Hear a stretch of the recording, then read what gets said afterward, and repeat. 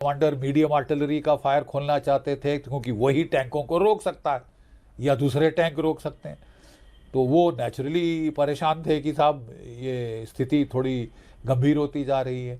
तो खैर उस वक़्त आदेश आए, प्रधानमंत्री जी ने आरएम को बोला जो उचित समझते हो करो। नाउ मैदान जंग में, लड़ाई की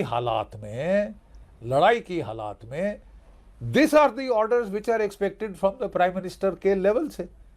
prime minister fire control orders तो नहीं देगा कि 2 क्लिक दाएं, 5 क्लिक ऊपर, फायर, पहला राउंड, अब दूसरा, अब तीसरा लोड करो, अब दूसरी गन बदलो। ये आदेश आप क्या समझते हैं पीएमओ से आएंगे? पीएमओ सिर्फ अपने चीफ को बोलेगा आप प्रोफेशनल हैं, स्थिति का जायजा लीजिए, जो अपनी प्रोफेशनल जजमेंट में ठीक समझते हो करो। यू हैव माई बैक और I have your back, more correctly. तो दैट इज ऑल। सिंदूर में क्या हुआ, यही तो कहा गया था army, navy, air chief, CDS को कि मुझे आप में पूर्ण विश्वास है, जो ठीक समझते हैं करिए, जो ठीक समझते हैं करिए, ठीक है। और उसके चलते आप जो है, हमने देखा कि बिल्कुल सही काम किया गया। तो इससे ज़्यादा आपको क्या एक्सपेक्टेशन थी? लेकिन वहाँ बड़ा तूफान मचाया गया कि डेरेलिक्शन ऑफ ड्यूटी है, अपना फ़र्ज नहीं निभाया, ये नहीं किया, वो नहीं किया। इस आदेश के साथ जो उसको कहना था प्रधानमंत्री के दर्जे से, वो आ चुका था।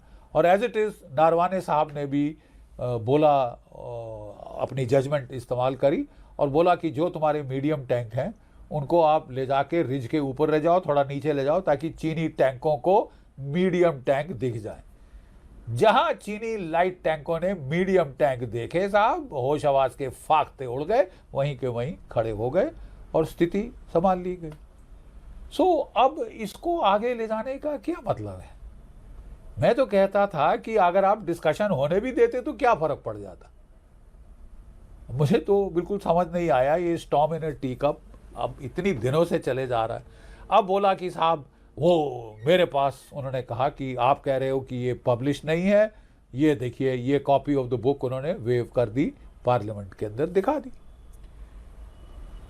तो आज जो है ट्वीट आई है, एक्स पे आया है पब्लिशर पेंगुइन्स का जवाब।